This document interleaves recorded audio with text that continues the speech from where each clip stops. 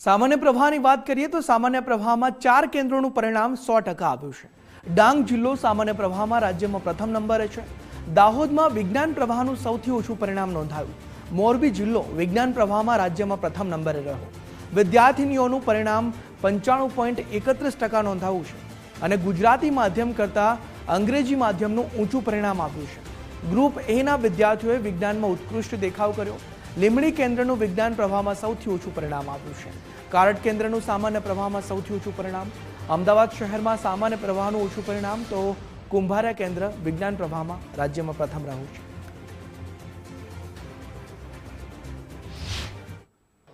ધોરણ 12 સામાન્ય પ્રવાહનું પરિણામ જાહેર થયું છે। મારી સાથે વિદ્યાર્થીઓ છે કે જેમને શ્રેષ્ઠ પરિણામ મેળવ્યું છે। એમની સાથે વાત કરીને જાણીએ કેમ કે એમના ચહેરા પર ખુશી જોવા મળી રહી છે અને હોય પણ કેમ નહીં, કેમ કે આટલા વર્ષોથી તેઓ મહેનત કરતા હતા અને આજે આ પરિણામ તેઓ લાવ્યા છે।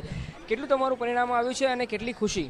મારું 654 ટોટલ થયું છે અને મને બહુ જ ખુશી થઈ છે કેમ કે મેં એટલી મહેનત કરી હતી અને આટલું સારું પરિણામ આવ્યું જે મારા પપ્પાની મહેનત, મારા મમ્મીની મહેનતના કારણે। મારા પપ્પા એકદમ સામાન્ય કામ કરે છે, છૂટક દૂધના વેપારી છે।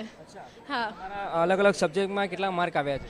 મારા એકાઉન્ટમાં 98, સ્ટેટમાં 99 છે, ઇકોમાં 95 છે। તમારું શું રિઝલ્ટ આવ્યું છે? મારા ટોટલ છે 653 અને પર્સન્ટેજ 93 છે।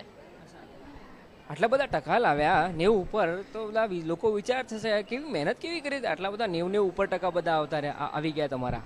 મેં સ્કૂલ અને ટ્યુશન સિવાય બીજા 5 થી 6 કલાક ભણ્યું છે અને મારા પેરેન્ટ્સનો મને ફૂલ સપોર્ટ છે અને HBK સ્કૂલ તરફથી પણ મને બહુ જ મોટિવેશન અને ગાઈડન્સ એકદમ ભરપૂર મળ્યું છે।